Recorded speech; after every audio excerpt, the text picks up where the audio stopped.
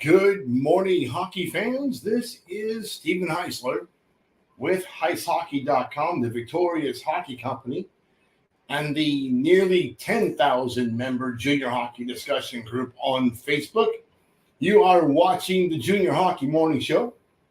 We are on the World Sports Broadcasting Network, WSBN.TV, Facebook, Twitter, YouTube.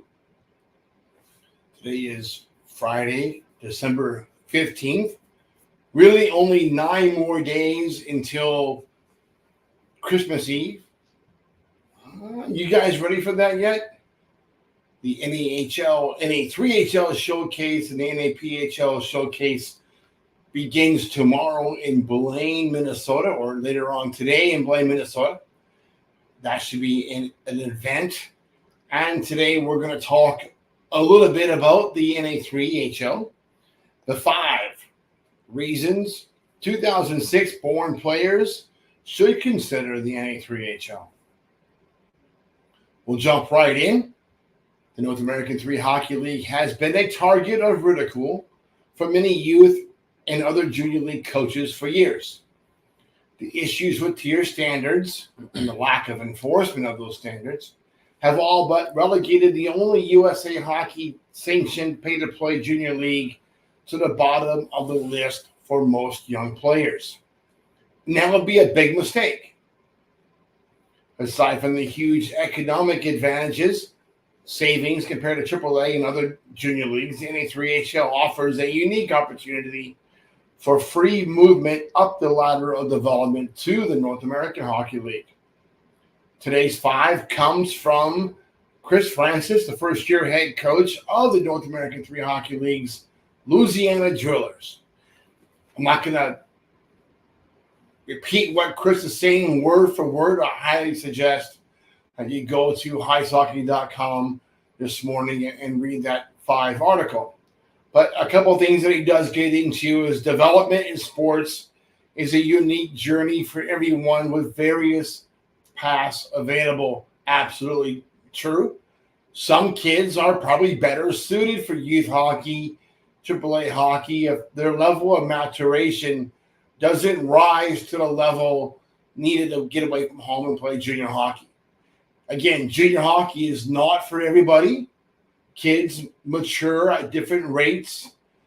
Kids deal with social differences at different times in their life, different stages of their life. And even though a kid may be 17, 18 years old, not all 17 and 18-year-olds are at the same level of maturation at this point in their life. Academics also plays a big role in that. If a kid is a high school senior, maybe a CB average, no, don't go to junior hockey. Stay home, raise your GPA, do a little better in school, and go after graduation.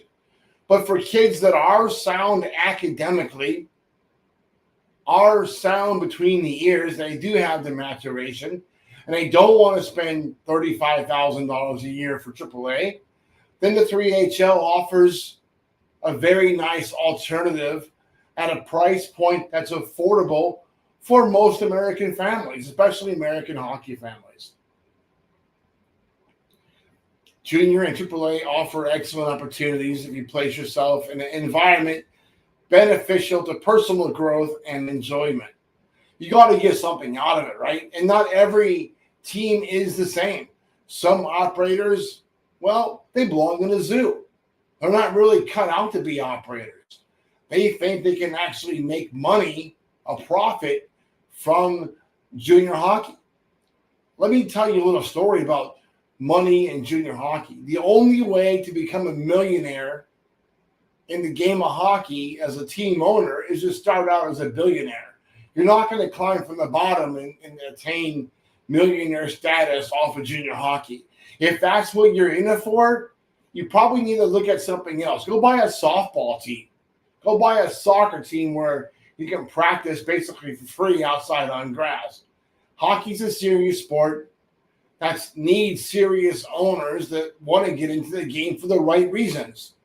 Within the NA3HL structure, I would say most of the owners, the majority of the owners, are really good operators and do things for those right reasons.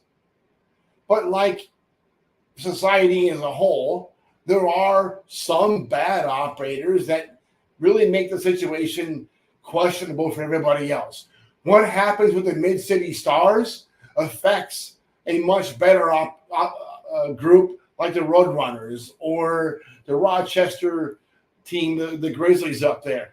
What happens at any of these 3HL teams really affects the whole structure of the league. And that's really sad because there are some fantastic operators that really over-delivering on their end of the developmental concept and deal. The NA3HL can install confidence and exposure to the NHL for young players in growth-focused environments. That's absolutely correct. Francis is on target there. But the truth is, you're probably not going to get as much exposure from Austin, Texas, as you are from Rochester, Minnesota. That's all there is to it. Rochester's in the heat of a lot of different things going on around a lot of different levels of play, where Austin, Texas has a couple of NA teams in the general area, but Austin can't really seem to fight themselves out of a paper bag. Despite challenges in homesickness, an experience contributes to the personal growth with an added benefit of daily hockey involvement and team camaraderie. The advantage that junior hockey has over AAA is that these kids are generally living together, practicing on a really pro type of practice schedule on and off the ice. And it's important to get that where AAA really can't match that level of commitment to the game as the junior players really can. The costs are substantially less than youth hockey at the AAA level. The cost to play with most NA3HL teams is more affordable than any other United States-based pay-to-play league. The bonus for this is I wrote this part, not the coach.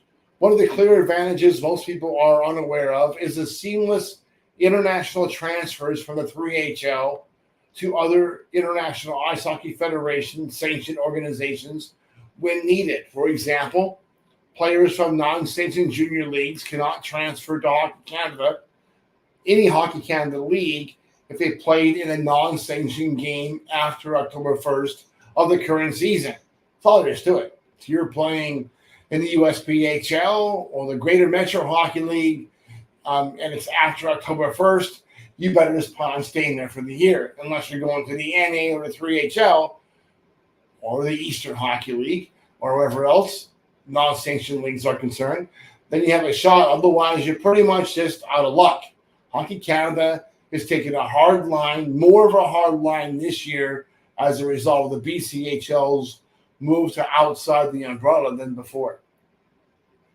For 2006 year or birth year players looking at opportunities for next season, the Canadian Junior Hockey League should be considered as a plan B in the event your plan A is not secured. The NA3HL can be the perfect plan C if there is a chance of being asked to return to Canada during the season. If you go to an NA camp as your plan A, you don't make it, you go to Canada, that doesn't work out, but you're close, maybe you advance to training camp, maybe you play a few exhibition games, then I would highly suggest going to the 3HL because you'll play more.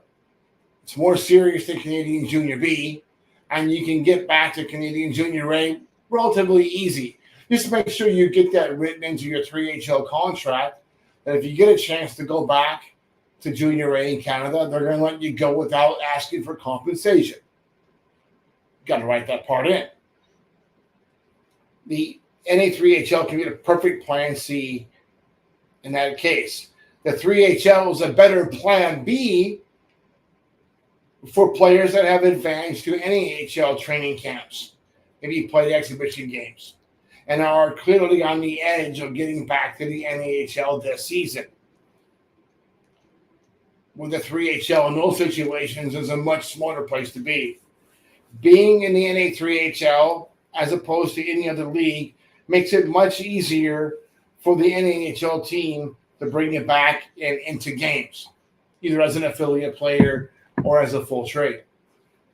Look, there are good and bad operators in every league, from the USHL down to the USPHL Elite in the 3HL. There's fantastic operators at every level as well. So don't look at the whole league as a reflection of those bad operators. You got to dig around a little bit, find a good coach that has a reputation of freely moving players to higher levels of play. If they're not an active part of that ladder of development, skip that guy. Tommy, we're wrapping it up. That's it for today. Hope that you enjoy your morning coffee and have a great weekend in hockey.